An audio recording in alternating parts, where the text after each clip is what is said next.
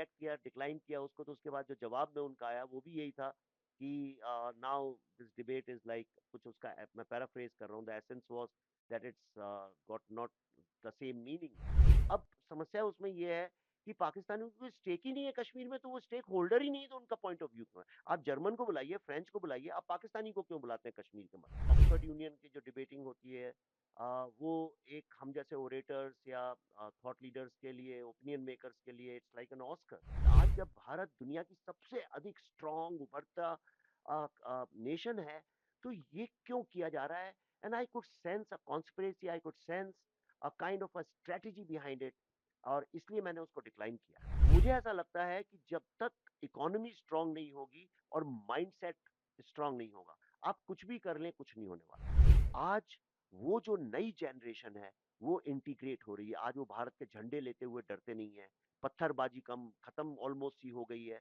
Terrorism भी decline हो रहा है बहुत शार्प तरीके से।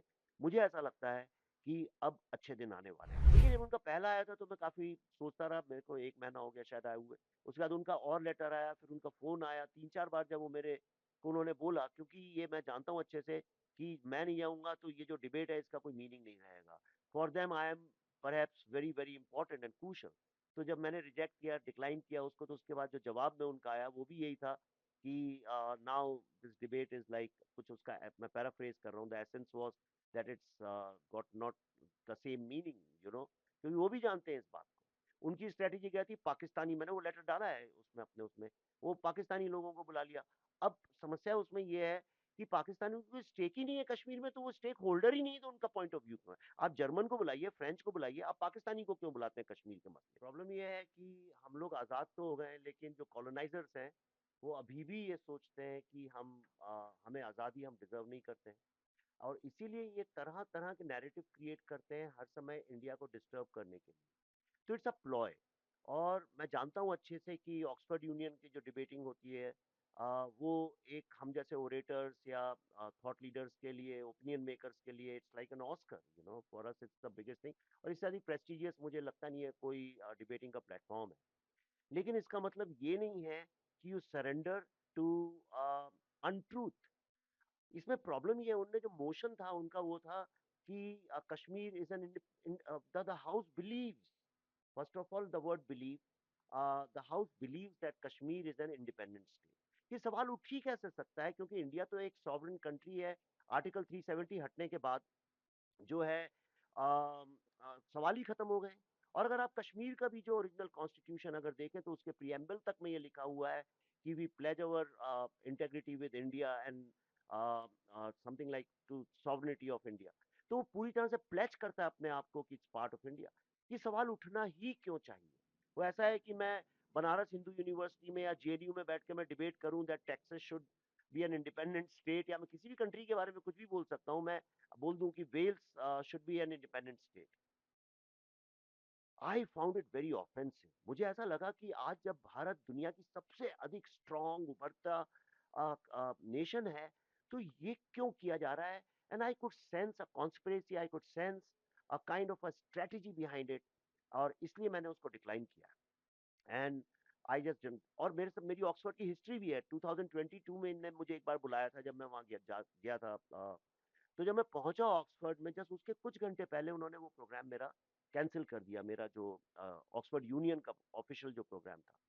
और उसका रीजन ये था कि कुछ पाकिस्तानी लड़कों ने उसके खिलाफ प्रोटेस्ट किया था।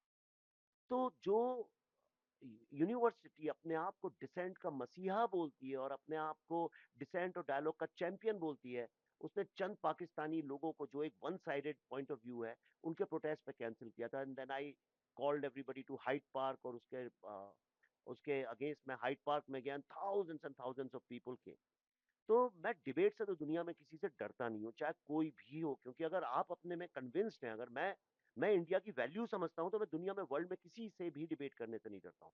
लेकिन मैं ये जो सिनिस्टर पॉलिटिक्स है, ये जो इंडिया को हर समय एक कंफ्यूज, एक डाउट्स क्रिएट करना इन जियो पॉलिटिक्स, मैं उसके अगेंस्ट हूँ। एंड आई थिंक ऐसे लोगों, इस तरह की ऑर्गेनाइजेशंस का जवाब वही है जो मैंने दिया। इसमें कंट्रोवर्सी आपका पीछा नहीं छोड़ती, तो 370 भी हट गया कश्मीर का, आपको क्या लगता है, क्या भविष्य है?